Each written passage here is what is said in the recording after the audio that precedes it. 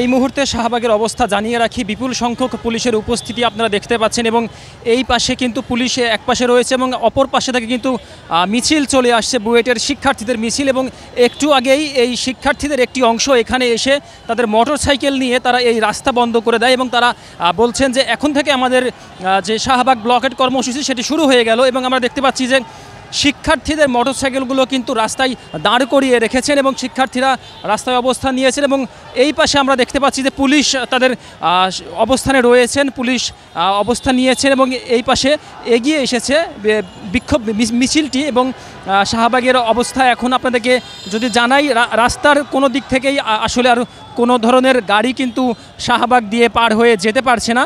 পুরোপুরি এই শাহবাগের রাস্তা কি কিন্তু এখন বন্ধ রয়েছে। এবং আমরা সেই সাথে এখানে বিজিবির উপস্থিতিও দেখতে পাচ্ছি এবং এই দিক থেকেই কিন্তু মূলত ঢাকা বিশ্ববিদ্যালয়ের দিক থেকেই শিক্ষার্থীরা কিন্তু চলে এসেছেন এই শাহবাগের পয়েন্টে। ঠিক এই মুহূর্তে শাহবাগের পয়েন্টে জড়ো হয়েছেন শিক্ষার্থীরা, মূলত তাদের 3 দফা দাবিতেই তাদের আজকের এই শাহবাগ ব্লকেট কর্মসূচি পালিত হচ্ছে। আমরা একজন শিক্ষার্থীর সঙ্গে কথা বলতে চাই। আমরা মেনলি হচ্ছে 3টা দাবিতে দাঁড়াইছি, আর পরে আমি বলব।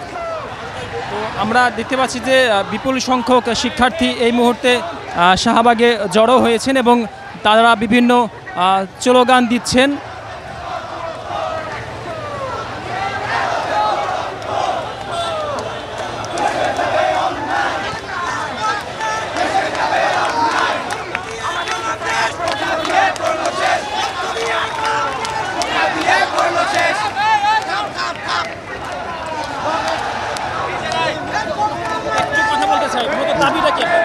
আমাদের যে 3টা দাবি অলরেডি তো দেওয়া হয়েছে এবং ইমার্জেন্সি আমরা কালকে জানাইছি যে আমাদের রোকন ভাইকে যে হামলা করা হয়েছে তার বিরুদ্ধে এখনও কোনো অ্যাকশন নেওয়া হয় নাই। তারই পরিপ্রেক্ষিতে আমরা আজ বিকেল 3টা থেকে শাহবাগ ব্লকেট কর্মসূচিতে আসছি।